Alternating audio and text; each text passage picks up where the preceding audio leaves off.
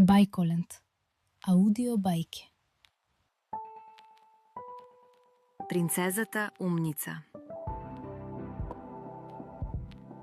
Си беше еднаш еден крал кој имаше 3 ќерки: Несмаска, Брбливка и Умница. Тој ги сакаше со сето свое срце, но беше многу загрижен за двете најстари ќерки. Всушност, Несмаска беше толку невешта и занесена, што и требаше цела вечност да се облече и успеваше да задоцни дури и за појадок. Брбливка пак никогаш не престануваше да зборува, и она што треба и она што не треба, и немаше ниту едно озборување кое не поминало низ нејзините усни. Само најмалата ќерка, Умница, не му даваше причини за грижа на татко си, па токму затоа таа беше дури и негова советничка. Еден ден кралот требаше да замине на долг пат, па тој повика една самовила и побара помош од неа.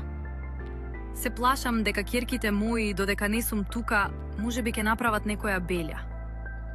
На тоа самовилата му даде 3 вретена направени од најнежен кристал и му рече: ако некоја ќерка твоја за белја е скриено жарче, вретеното што ќе го дадеш ќе се искрши на парчиња.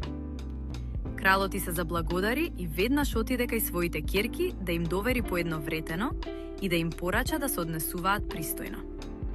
Потоа, за секој случај, тој им нареди да се заклучат во највисоката кула во дворецот и да останат таму додека не се врати.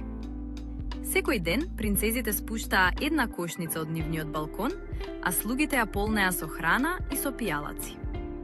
Затворени во кулата, без пријатели и без забава, Несмаска и Брбливка се досадуваа бескрајно, додека Умница си го исполнуваше времето така што везеше и плетеше.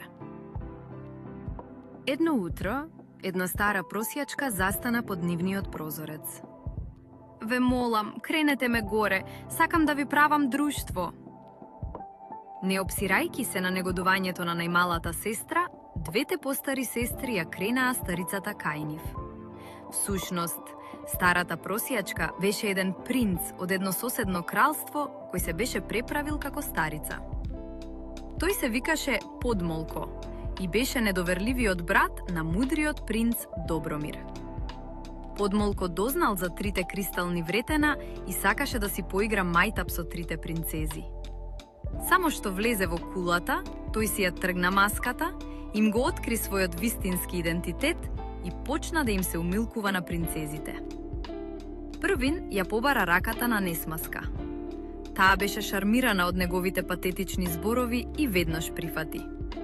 Во истиот миг, нејзиниот кристал се распрсна на илјадници парчиња. Подмолко ја заклучи во нејзината спална и појде до Брбливка и не иза да й предложи брак. Втората принцеза премногу наивно падна во неговата стапица. Вретеното се скрши, а Подмолко ја заклучи во нејзината соба да не може да излезе. На крајот, принцот отиде да изјави вечна љубов на Умница, која од првин го одби, но потоа се преправаше дека се премислила. Всушност, девојката ја разбра играта која ја играше лажгото и сакаше да му одржи лекција. Ке се омажам со тебе утре, но сега е доцна, му рече. И подобро да те одведам до собата која ти ја подготвив за вечера. Таму, Умница му го беше поставила креветот точно врз дупката во која го фрлаа ѓубрето. Кога преморениот принц се струполи врз душекот, пропадна главечки удолу во смрдливата дупка.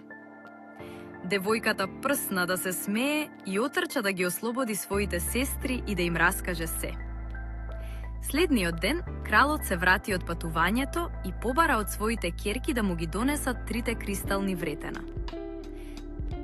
Кога виде дека само вретеното на Умница беше неоштетено, тој објави: принцезата Умница ќе го наследи тронот.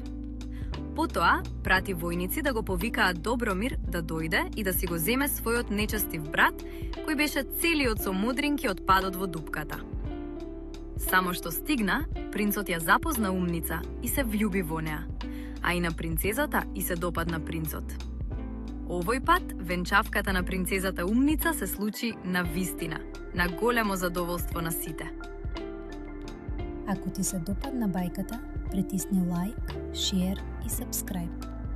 Се гледаме во следната бајка.